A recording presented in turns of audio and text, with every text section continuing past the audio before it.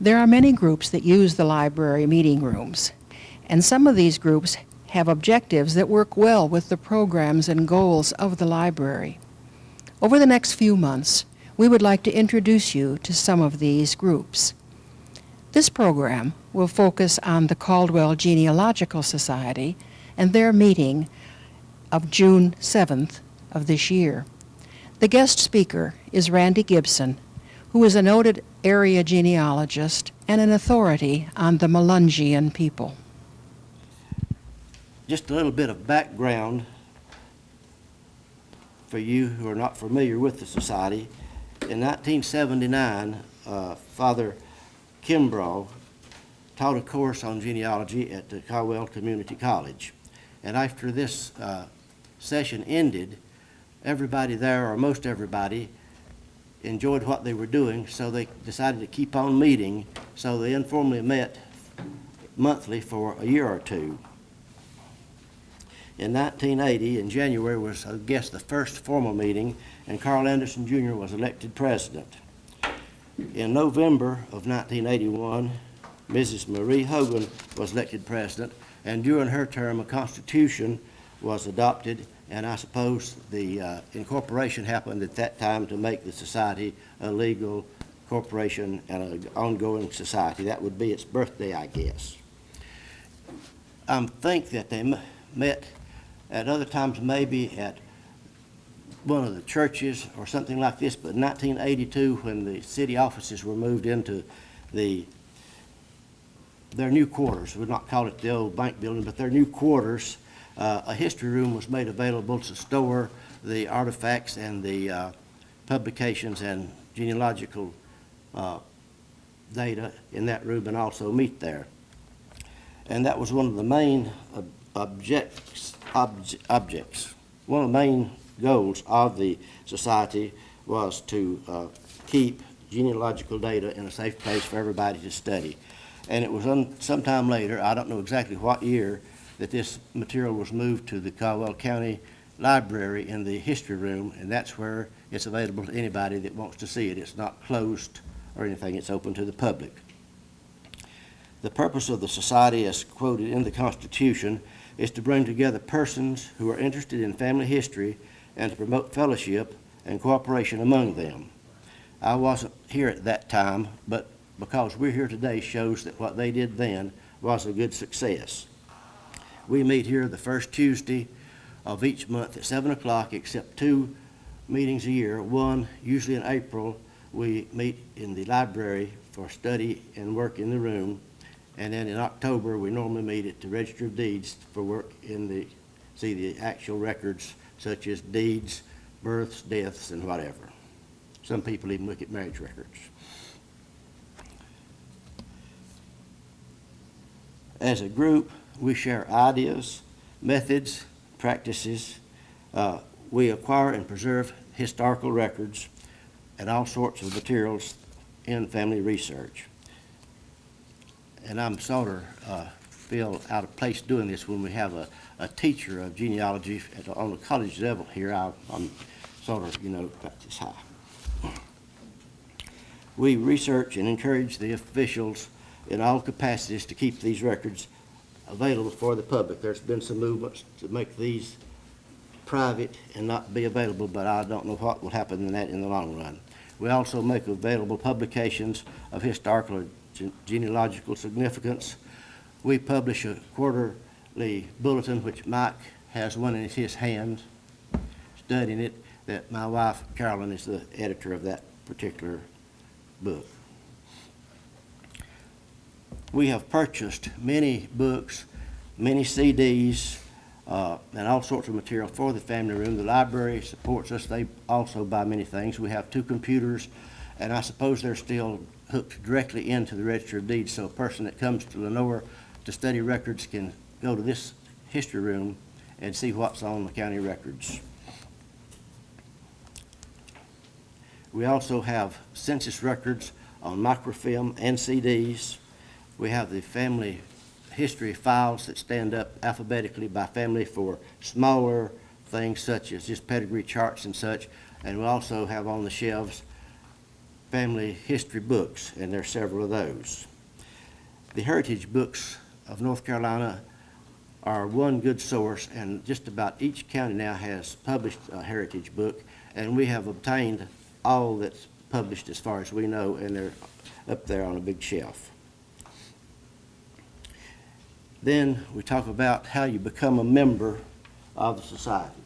It's real easy. Peggy has a table over there with membership applications. You just put your name and address and give us $15 and you're a member. And then we'd like for you to come to the meetings.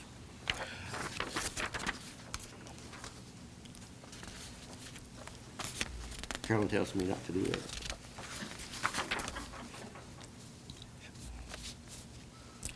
If anyone wants a copy of an application and can't find one or get one, you can always write to the Caldwell Society at Post Office Box 2476 in Lenoir, and we'll be glad to mail you one.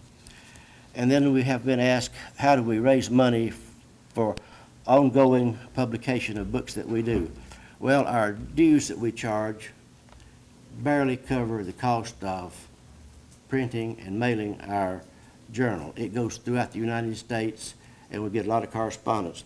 But we have a number of publications that we sell, and from that money we support the society and the library. And on the back of the application is a more or less complete list of the books that we do have available for sale.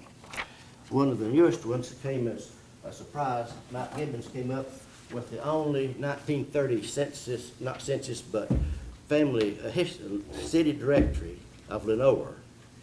And we got it copied, and we have 3 or 4 of these volumes for sale at $25, and it puts everybody that lived in Lenoir in 1930 at a time and place.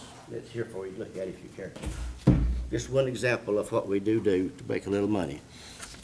I'd like to introduce to you tonight our speaker, who is Pastor Randy Gibson. He is pastor at Worship Point Baptist Church on Marywood Drive. He is also a noted genealogist, has done genealogy research and study for many years, has a wonderful library of his own personal research and books. He teaches beginning and advanced genealogy classes at Western Piedmont Community College, and we're very glad to have him here this evening. Randy? Give it to you.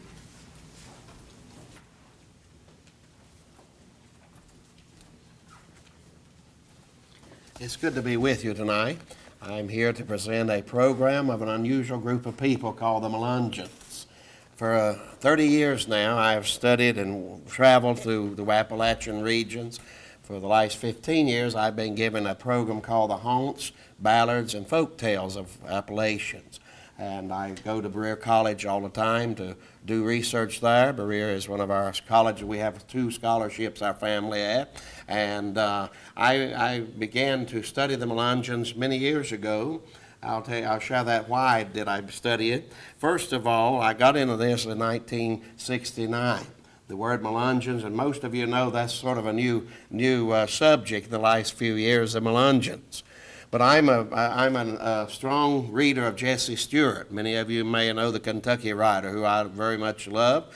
Jesse Stewart wrote the first novel on the Melungeons in the 1920s, Daughter of a Legend. And in fact, he fell in love with a Melungeon girl his parents became very upset with because of her dark skin. They thought she was part black and Indian. And Jesse was going to marry her, but the family begged and pleaded, and he, of course, with a broken heart, did not marry her, but he wrote a book called Daughter of a Legend.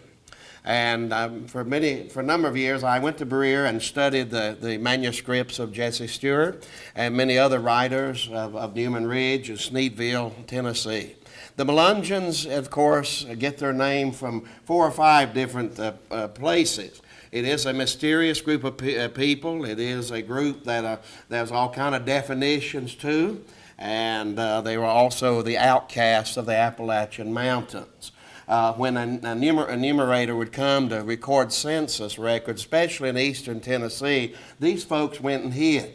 They didn't want their names on the census records. The Collins, the Mullins, and Gibsons even, Shepherd Gibson, the different groups of families, the Bunch family who were from Wilkes County. The first name of Melungeon began, though, back in 1820s. If any of you have been to Scott County, Virginia, you'll find a primitive Baptist church called Stony Creek Baptist Church. It's near Fort Blackmore in Scott County, Virginia. Scott County is one of the Melungeon counties and of southwest Virginia. And most of the families in that Stony Creek Baptist Church were all Melungeons. Over a third came from Wilkes, Surrey County, Grayson County, Virginia. All these border up here above Ashe and Surrey. And all of these folks migrated. Valentine Gibson, Shepherd Gibson's ancestors, and the Bunch family, Micaiah Bunch, who was in Wilkes for a while. These, along with Vardy Collins, these old families moved away from the mountains of western North Carolina. Eastern Tennessee they went over to, some from southwest Virginia, many from eastern Kentucky, and also western West Virginia. That's a group of the Melungeons where they migrated. Now, the last few years, we have about 7 different theories where did the Melungeons came from. And let me give you those theories tonight. Well, the first group that was recorded back in 1960 and 50 was Sir Francis Drake. Many of you know who he was. That came to the shores of North Carolina with 300 Turks and Ottoman Empire people and set them out near Roanoke Colony. And so for a long time, these being Turkish, dark skin, and dark hair, dark eyes, supposedly intermarried with the different groups of Indians down in that area, the Lumbee Indians, and some even up in Virginia, the Pamunkey Indians. In fact, Pamunkey is means a cotton people. That is a Turkish name. It has the same meaning in Turkey. Over the years, in fact, one reason I studied the Melungeons more so was my wife was descended from 9 groups of that family. The only one she did not come from was the heavyset one, Mahala Mullins, who was the largest Melungeon woman in Sneedville and in that area. I will talk about Mahala in just a moment. The second group of people, where did the Melungeons come from, was that 2 different Spanish explorers explored western North Carolina. One we all know, De Soto, which came through Cherokee County, Murphy, but one that came even closer here, Juan Pardo. Many of you may have never heard of Juan Pardo, but how many of you have been to the Berry Farm? Have you been over the Berry Farm? In 1960, in the 60s, a 10-foot mound was discovered on the Berry property. Many of you just hearing about the Berry Farm, I guess, but that was uncovered in 1960s. It was dug up, that mound, in the 60s, and a lot of the writers of the Melungeon histories have made statements that Juan Pardo, who explored South Carolina, Georgia, built forts all through that area. Many of his Portuguese and Spanish explorers fell in love with the Sauk Indians, which some of them came the Cherokee and the Saponi, and they intermarried into the Indian races. Now you have one bunch believe that the Melungeons are part Afro-Americans and part Portuguese. In fact, if you go to eastern Tennessee years ago, up in Sneedville and that area, they would say we're Portuguese. And whether they were or not, that's just another story there. So we have a lot of another story that has been brought to our attention. How many of you heard of the Lost Colony? You remember the Croatan Indians disappeared? Some people went back later after White left, and Virginia Dare's grandfather, and they went back to England, came back. The Indians were gone. Some of you may have seen the Lost Colony in the tree. They signed and put the name on there. A lot of the earlier Melungeon writers wrote that the Lost Colony explorers and intermarried within the Indians, and some were blue-eyed Indians, and these stories that are about the Melungeons. So the Melungeons, that's 4 or 5 different beliefs of who they were, where they came from. Well, if you go to that little church, it's still there near Fort Blackmore, Virginia, Stony Creek Baptist Church, you'll find names in the cemetery that are the same names over here in Surrey and Wilkes County. In fact, part of my family were turned out of that church, even the Gibsons. I had a great-great-great-great-uncle, David Gibson, who left here with the Valentine Gibson family from Louisa County, Virginia, and they migrated over to that area, Scott County, Virginia. And when I was researching my Gibson family, which that is a strong Melungeon name, but mine, I have not got into that, even though David went over there. But my family all had strange names, the Gibsons. My aunt was called Sabra. Sabra married Joshua Badger. And they left and went from Wilkes County into Indiana, back to Georgia, back to South Carolina. They just traveled. That's back in the 1800s, early years. She had a brother called Armand Gibson, and that's derived from Harmon. It took me 10 years to find he was a Harmon, still Armond, A-R-M-O-N-D. He stabbed a guy over in Burke County, had land in Wilkes and Burke, and fled and went to Tennessee also. And the man didn't die, but he went over with the same Melungeon group. And Saber and her family, some of the Badgers came back here and came to Caldwell County. But the Melungeons, of course, the definition from the Turk standpoint is cursed soul. That's what it means. The Portuguese, Melunge, means a sea friend or seafarer friend. And so there's several names for Melungeon. But through the years, the Melungeons has become more popular by my wife's cousin, Dr. Kennedy. This is his book, the first one. My wife and Dr. Kennedy has the same medical problems. My wife, a few years back, went down to a doctor nearby here, and strange thing, he asked my wife. My wife didn't know a bit about her family history. And he said, have you any Mediterranean relatives? She said, no, I don't have anybody in the Mediterranean. She said, I don't even know nobody over there. And he didn't mean if she has relatives now, but descendants. And so was Dr. Kennedy's family. Among the Melungeons are Mediterranean diseases, which are several, sarcosis, and different ones that a lot of the family has. This is one of the first books that came out after two other ladies. I saw she had a book tonight, Bonnie Ball's book. That's an early one. Bonnie Ball died. And then also Jean Bible. If you've ever read Jean Bible's Melungeon book, these are two of the early ones. But their books mention the Melungeons and told, especially up in eastern Tennessee. But when Dr. Kennedy came on the scene, he lived in Atlanta, Georgia, before he moved to Wise County, Virginia. And he was professor at Wise College, still is in Wise, Virginia. He wrote a book called The Resurrection of a Proud People. For years, these people were shunned because of the mixed blood. They were not listed in some of the census records because they would not be in there when the enumerator would show up. That their children could not get a public school. Most of these kids were illiterate, and most of them because they could not go to black school because they were not black. They could not go to Anglo-Saxon school because their children were not white. They just caught in the middle. Now, most of the Melungeons looked like black people. They had the wavy hair of black people. Dark brown eyes, except in Sneedville, some had blue eyes. They also had dark complexion, very dark complexion, but when the enumerator would come over there, he would not put them down as free Negro or also Afro-American because he didn't know what they were. Many of them didn't know. All they knew, we were called Portuguese, and they thought they'd been intermarried with Indians. And this is back in the early 1900s, late 1880s.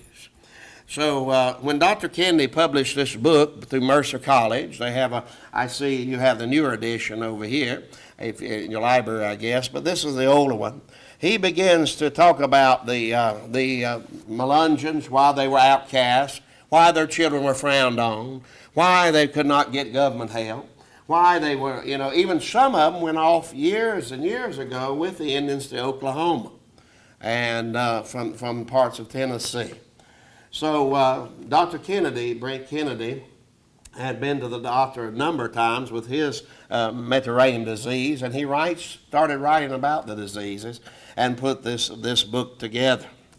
The next book I want to share with you tonight, I hope your library get this. This is the one about Burry's Farm over here. It's called The Melungeons, the Pioneers of the Interior Southeastern United States, by Eloy Gallagher. And he writes about Juan Pardo. one Pardo and all the forts over this way in western North Carolina, all the way down in South Carolina and Georgia. And you have a different group of people all over that have come out of these Melungeons. You have the brass ankles. You also have the Guineas in West Virginia, the Guinea family. My wife is descended from the Fugate family. The Fugate are blue blooders. They blue when they get the blood comes out of the finger, it's bluish color, not red. And they also a bluish color in the face. The Fugate's the only family from Martin Fugate that's ever done that we know of by doctors and people that have done this. This gentleman writes more on the Portuguese and Spanish, who were the Melungeons. They came from the intermarrying the Indian women, the Spanish soldiers at the forts. They decided, well, we don't need the forts. We might as well go home or go marry somebody. They married into the Cherokee Indian nation. And he documents this in the Spanish history, Juan Pardo, and which came out right after Dr. Kennedy's book. In July, the end of July this year, the 28th, the 29th, and the 30th, if you'd really like to go to a Melungeon conclave and find out all the families, we now have over 344 family-like surnames that may be, and some more probably, of the Melungeons. It'll be hosted at the Holiday Inn in Frankfort, Kentucky. Yeah, every year we usually have it at Wise, Virginia, at Wise College. But this year they're going to the capital of Frankfort and host it at the end of July. Any of you like to go? All these authors except Bonnie Ball will be there. She's passed away. All the writers here will be there. They'll be sharing with you hundreds and hundreds of material about the Melungeons. Now, for the last several years, Dr. Kennedy had made trips to Morocco, Spanish Morocco, and Turkey. Why did Dr. Brent Kennedy go there? He went over there to see if there was any type of words, any type of a trace of the Turkish influence that was back in the area of this area. And when he got to Turkey and to the Morocco area, he found an unusual word. How many of you have heard of Kentucky? Do you know what Kentucky means? Kentucky is the same word as it is in the Arab over in the Turkish area. And it deals with blood, bleeding, valley of blood. And a lot of these Indian names are similar to the ones in the Arabic areas of Turkey or Morocco. And so Mr. Kennedy got so excited, he took PBS with him, and they made a film and a movie of the influence of the Turkish Arabic people, of the influence way back in the sticks up in eastern Tennessee in Sneedville. How many of you have been to Sneedville? How many of you have been to Newman's Ridge? I recommend you go there. You hope you can get out of there. For a number of years, the last few years, I've traveled to West Virginia and Kentucky. My wife's family were from Pike County, eastern Kentucky, also from Bloody Mingo County, West Virginia. I lecture in biography. I use my pictures for the biography film, the Hatfield McCoys. I have the largest library of the Hatfield McCoy feud. My wife's great-great-grandmother was a grandfather's first and stabbed in the feud, Ellison Hatfield. And so I brought all this stuff home. They filmed it and used my pictures. I collected back in the hollers. I went back into where years ago they made moonshine and all this. One particular Sunday, I was dressed for church and decided to take a trip to find an old graveyard. I got in the man's yard. He said, "I'll find your graveyard. You'll be in there." He thought I was a revenue officer or something. So I fled. If it hadn't been for my wife saying, I'd probably been shot. But in those hollers and back in these sticks, especially Sneedville and Newman's Ridge, and we're getting in Hamlin, Hancock County, Tennessee, Hawkins County, Tennessee. That's some area to explore. That's where the old Collins family, the Collins is a Melungeon name. That's where the Bunch family, and especially the Mullins. I want to share the most famous Melungeon person of all was Maria Mullins. She weighed about 500 pounds, 450 or 500. So they told that Miss Maria, this was back in the late 1800s, was making moonshine at her home. Home is still standing. They've restored the old cabin. And here's a picture on this new book on the Melungeons. You see the cabin there. And they sent all the officers, police officers, back in those days, the revenue people over there, and they tried to arrest her, but the problem, they couldn't get out of the door. She was too big. And they said, we'll have to leave her alone. We can't do nothing about it. And, but the Mullins family is one of the main families of the Melungeons. And the whole area of Hawkins County, Hancock County, and also Hamlin County. These are some counties even into Granger County, which is in eastern Tennessee. Your Melungeons made up a lot of territory, and starting with eastern Kentucky, especially in Floyd County, Kentucky, Pike County, Kentucky, crossing over into other parts of Kentucky. Southwest Virginia was famous for the Melungeons, Grayson County, Scott County, Patrick County, all of these up above the western North Carolina, above Wilkes, Surrey, and Ashe. All those Virginia counties, Melungeons live there. And they, of course, as I said, we are now focusing on DNA. We had 177 Melungeon descendants do some DNA, and of course, Dr. Kennedy knew this, other writers knew this, some of these other writers here, that it matched Mediterranean families. And they had the same genes and chromosomes and genetics, the same diseases, the same problems, and when they matched these. But for years, these people were lost people. They were shunned. They were, became illiterate because everyone didn't want to help them and support them, just like the Native Americans and the Afro-Americans. They were caught in the middle. We're not really Afro-Americans, we're not really Native Americans, but we're mixed group. And a lot of the families that I mentioned, Collins, Mullins, do you know that's Anglo-Saxon names, Scottish names? They had these Anglo-Saxon names, but they were dark-complected people, looked like Turkish and Mediterranean. And that's why most scholars think that it was derived from the Portuguese sailors, the Spanish conquistadors that came through. Now, as I said, if this one you need to get for your library. This has the Spanish, and it also has a last chapter about the Berry Farm. How many of you heard of the Berry Farm excavation over here in Morgan?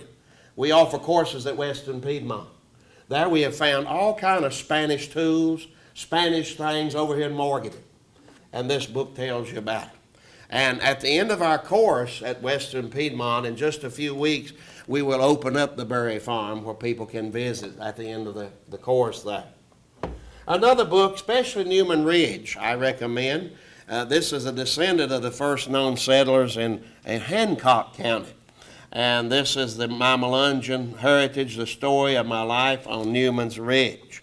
And she has the Mullins in here. She has the Gibsons and the Collins. That's Sarah Gibson Collins.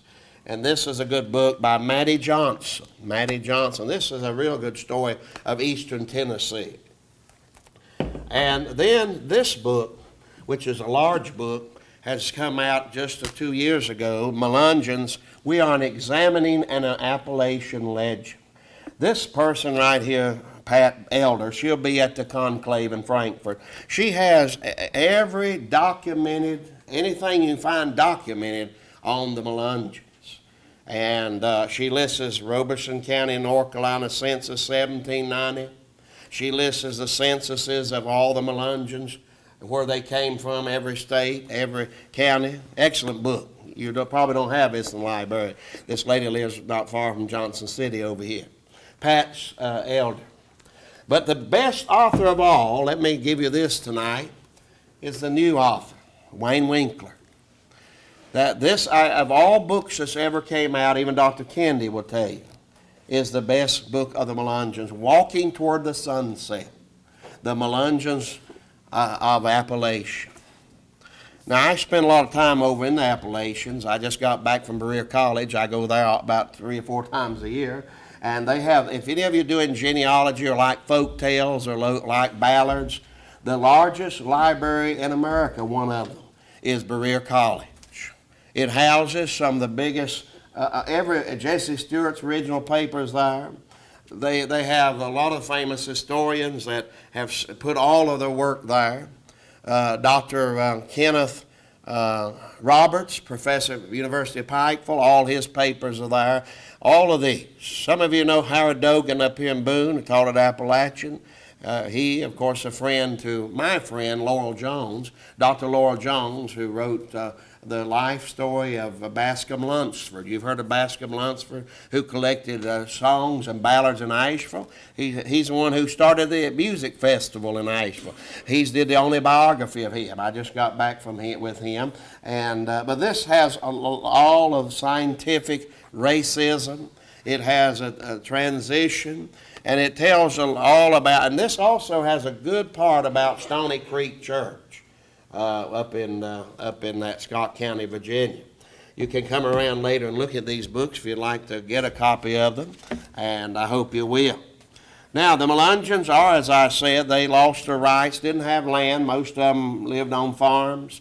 They could not get any land. The families up in those areas wouldn't let them own any because of their mixed race.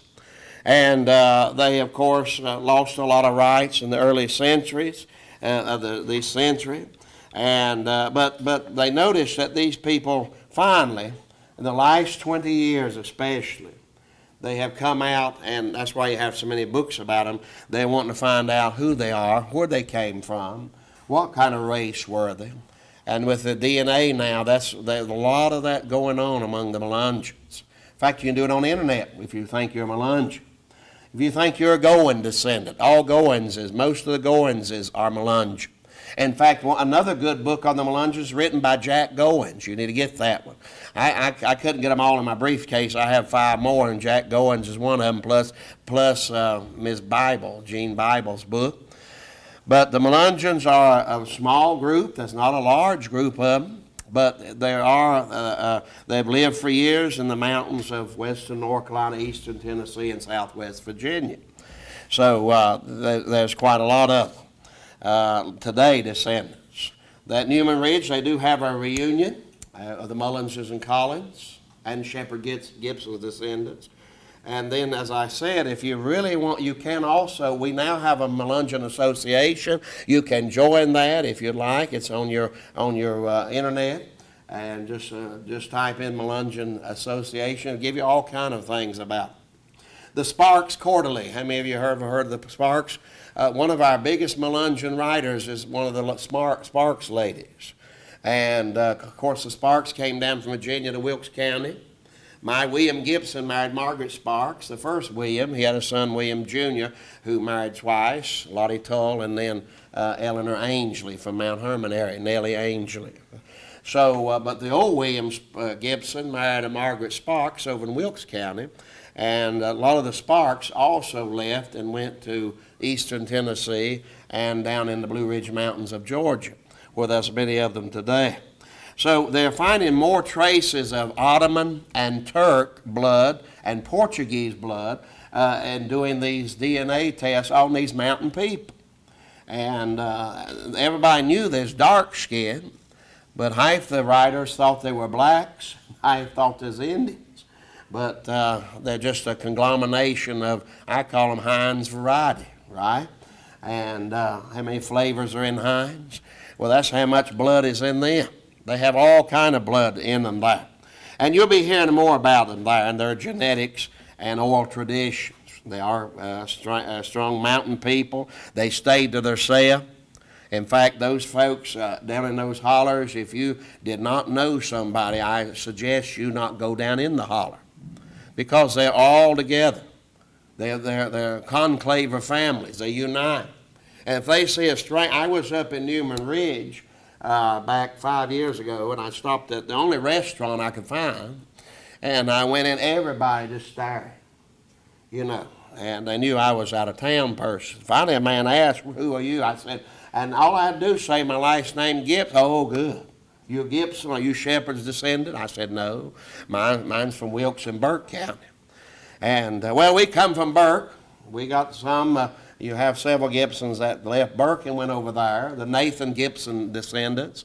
And in fact, just recently at our Burke County Genealogical Society, the Gibson girl spoke the last meeting and on the Cherokee and the Melungeons. So, you know, there's a lot of things about that. Now, in Turkey, if you go to Turkey and meet some of the Turks and the Ottoman descendants, one of the things they have is their teeth is unusual. That's one, but they also have a knot on the back of their head. Now, everybody I saw, I said this at the other meetings, we all got one on the back of our head. In fact, I had one and went to the doctor and thought it was a tumor. He said, you're born like that, extra skin. But if you have one right in the middle, not over here on this side, most of your Melungeons, most of them do, and so does the Turks do. They call it the several things there that they have, but they have that line that runs right here in a big knot. It looks like an egg. It's like a golf ball. And when Mr. Kennedy went over to Turkey, he found a lot of them had the same type. Now a lot of us just have hard heads and hard skin extra, but that's not the Melungeons. So, if you get time, if any of you have a vacation, like to know more about the Melungeons, may I suggest you go to Wise College in Wise, Virginia. Take 3 days, go to the library there. Wise College has the most material on the Melungeons than anywhere, I guess, now in the United States. That's where Dr. Kennedy teaches. And if he's there when you're on that vacation, Brent Kennedy will be glad to show you around, talk to you. And if you really think you are Melungeon descendant, I'm a Goins, I'm a Mullins, I'm a Bunch, I'm a Collins, and that's just a few names. We even got the Osborns as it got into it. And the Bowlings, which is English. Bowling is an English name, Benjamin Bowling. And but most now, the Bowlin, they're connecting with the Melungeons. They've given DNA and somewhere in their line, maybe through the Phipps family, they're part Melungeons. So right now, what are we doing with the Melungeons? We're working on genetics. We're working on historical evidence to see, are they Indian? Were they from the Lost Colony? Were they Portuguese? As I said, or were they descended from the Sauk, S-A-U-K Indians or the Pamunkey Indians in Virginia? Most of your Melungeon ancestors all came down from Virginia for a strange reason, and mostly from Louisa County. How many of you been to Louisa? Some of you Wilkes people came from Louisa. Your Sumters there. And a lot of these came out of Louisa County because they were ran at, because of their distinct looks and everything. They were ran out, came down through Ashe and Avery and Wilkes, and then over into Tennessee. The Melungeons, I didn't bring in my pictures. I have some of them are, as I said, dark complexion, dark hair, which you have that around here, people like that. And everybody with the name Collins is not a Melungeon, and everybody with the Mullins. We have a bunch of Mullins over in Russell County, Virginia, Tazewell County, Virginia, up in that area, Dickerson County. In fact, that's a Melungeon county too, Dickerson, Virginia. And they've been working on some of the families there. And so I wanted to share with you, and I hope that you can get this. We just had a meeting that's coming up June the 25th, which is a few weeks for the Red Bones. Did you know who's the Red Bones? Well, the Red Bones are the Louisiana crowd that are descended like the Melungeons. They're a strange-looking group of people, but they call them the Red Bones. And they're also more so not reddish, darkish. They have their own. They have their own group. South Carolina and Georgia, the Brass Ankles, they have their own reunion. That's what the group's called over in that area, Brass Ankles. And West Virginia, the Guineas. They are Portuguese and Guinea sailors supposed to come from that. So we also have a Red Bone Heritage Foundation. We have a Brass Ankle. So any of you that have ancestors in South Carolina or whatever. Dr. Kennedy has a dear friend. And let me close with this tonight. Elizabeth Hirschman. This is a brand new book, just came out. You can get this from Barnes & Noble in Hickory. And it's called Melungeons, the Last Lost Tribe in America. Well, I thought the Lost Colony was the last lost tribe, wasn't it? Well, now it's the Melungeons. And this has a lot of pictures. And it has also a lot of the last names that are Melungeons there. How many has heard of Sizemore? That's a Wilkes County name, isn't it? Sizemore. Did you know we have one old chief, Sizemore, an Indian chief, claimed to be, and most of the Sizemore have just recently gave DNA testing, and it went back to the Mediterranean ancestry. And I can't tell you if it's Portuguese, Turk, or Spanish, but it just says Mediterranean, and it matched everything. So many chromosomes match the folks over there. and a common ancestor. This one is giving you some information. This lady goes in very good detail on some of the most famous people. How many's heard of the Boone family? We had some of them here, didn't we? This has Daniel Boone, George Boone from England. It has a whole bunch on the Boones and who they married. Does anybody know who Israel Boone married? Nobody does, do they? After you read this book, I've heard several people, Indian and all this. You might be interested. He might have married into a Melungeon. I know all of you. Here's one, Abraham Lincoln. This gives an interesting topic on his Melungeon ancestry they're working on now.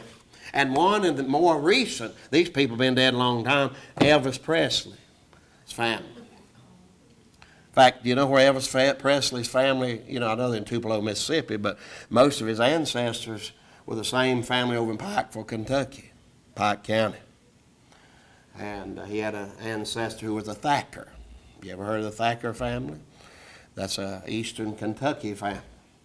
So now they're working on famous people. They got so excited over Mariah Mullins trying to get her out of the house. Now they're wanting to be kin there. Because anytime you do genealogy, and I know a lot of you are genealogists, you'll have people want to tell you they're descended from David Crockett.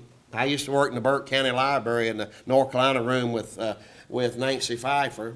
And we worked there together in Eunice Irving, and people would walk in, I'm a descendant of David Crockett, I'm a descendant of Pocahontas, I'm a descendant of, and David Crockett's second wife was from Morgan, and she was a Patton, but they never had no children. But, and some of you probably, how many of you probably said this, I'm descended from the Cherokee Indians. Everybody you see has a Cherokee ancestor, don't they? Problem is you can't prove it, document it.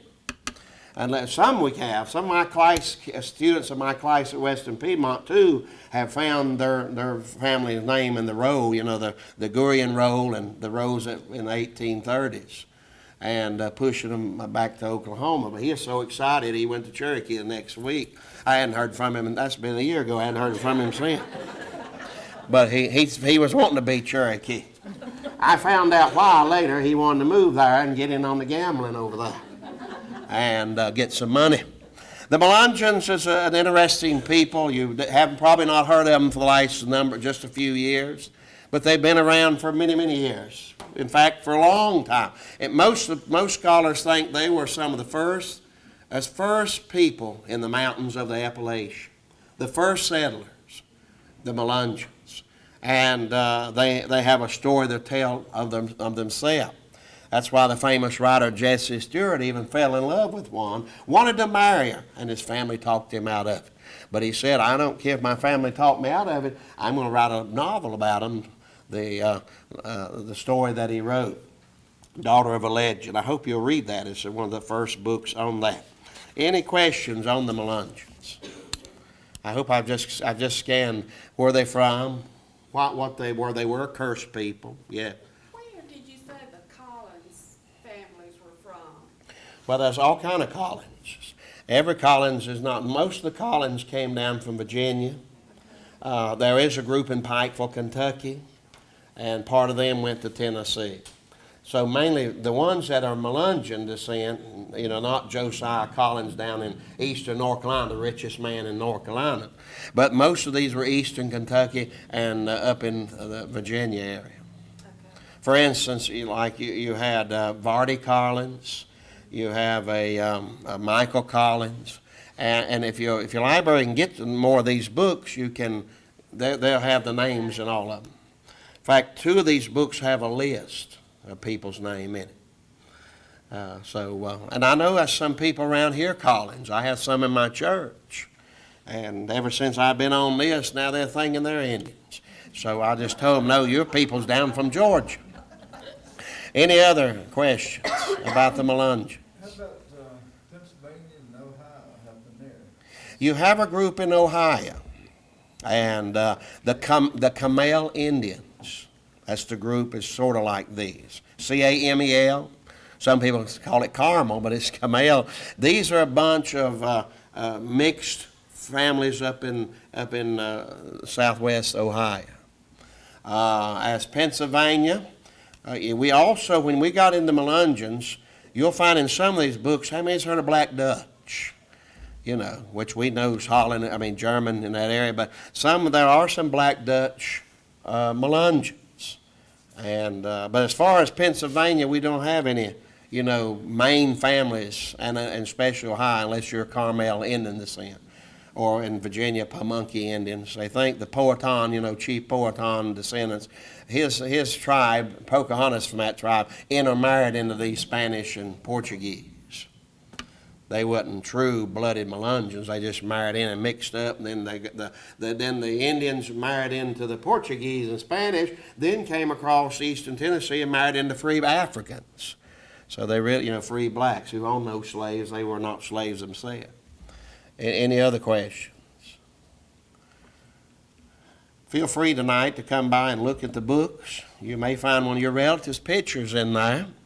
My wife has my wife's family's pictures are in this book, Dr. Kennedy, and her whole genealogical line here is right here. My wife's from John Bowling, directly and from English. I'll turn it over to you, sir.